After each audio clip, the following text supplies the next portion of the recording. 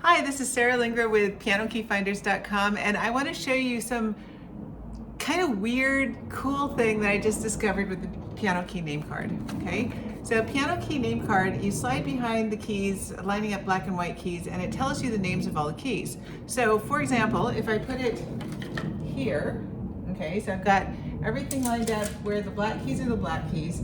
It tells me that this is a C, this is a C sharp D, D sharp E, F, and so on.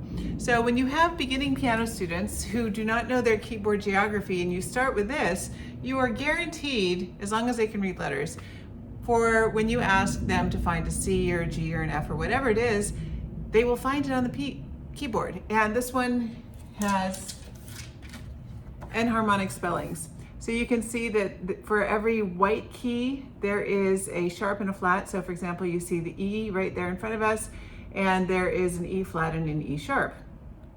So I was sitting around with a student the other day, and he didn't put the thing in the right place, right? So he didn't have it lined up correctly, and he played everything right, wrong.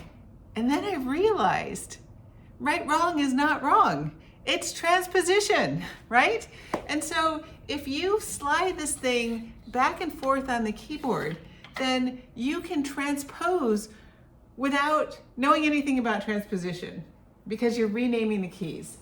And so, for example, I'm going to put this back on C, and I'm new to this concept. I only figured this out on Wednesday, and it's Monday, so like 6 days. But I have a little bit of a Bach two-part invention here, okay? And it's in D minor. And so obviously when the card is in the correct place on the piano, I'm gonna play it in D minor. And for the sake of demonstration and without going into lots of detail, I'm just gonna play with my right hand. So I'm starting on D.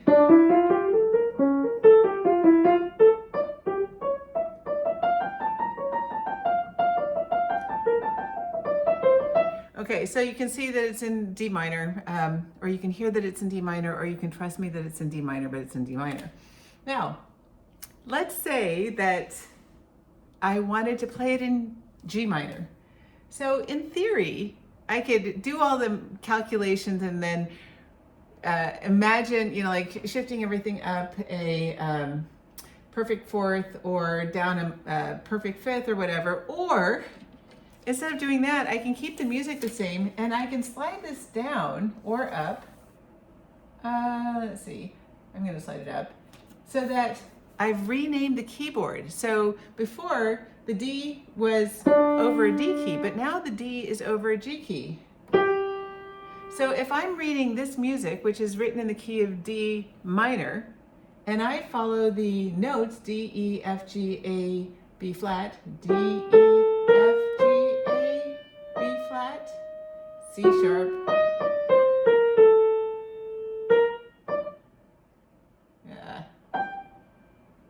where am I?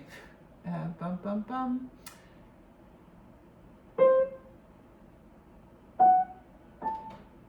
No, let me do that again. So I'm now literally just moved it over. Transposition skills on the fly, non-existent, but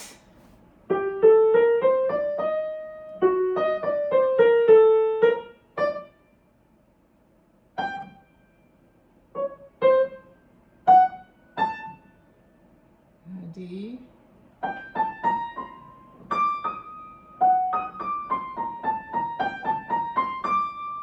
let's see, where am I? B, B flat.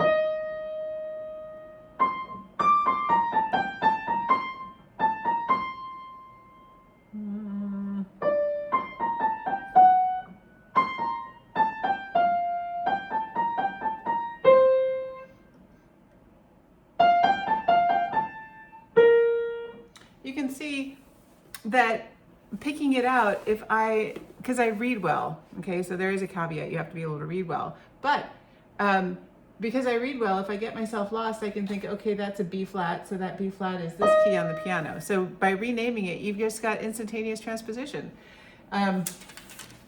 It's such an interesting thing. So if I wanted to play it in C, right? Let's see. minor,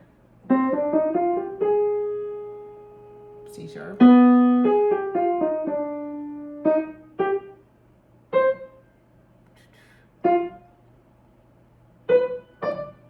now it is a little trippy to be playing a white key that's normally a black key name, but isn't that cool? Transposition on the fly.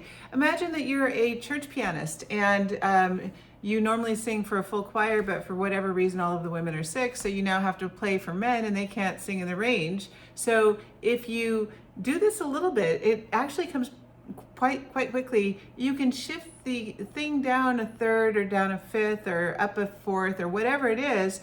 And you can transpose hymnals on the fly.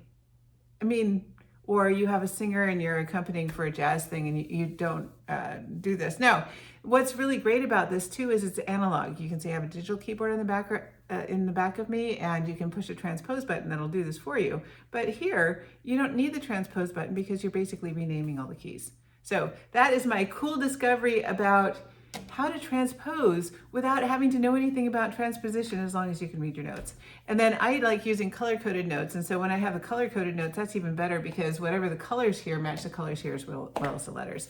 So what a cool thing, right? Transposition, woohoo! I'm so excited about this because the key name card is one of the things I give out to all of my students when they start out. Because it's great for beginners. That way when they're at home, I know that they're totally going to get it. But now I'm like, ooh, I think all of my students need to do this because now I can show them how all of these patterns work, how easy it is to move things up and down on the piano, how reading works, and all of these things tie together by being able to slide this in back of the keys and transpose on the fly. Anyway, thanks for paying attention. This is Sarah Lingra with pianokeyfinders.com. It's trippy, and it's one of those things that when I first introduce it to you, you might be like, oh, don't quite get it. And then you'll think about it and you'll be like, wait a minute, that is really cool. So thank you for your time, and thank you.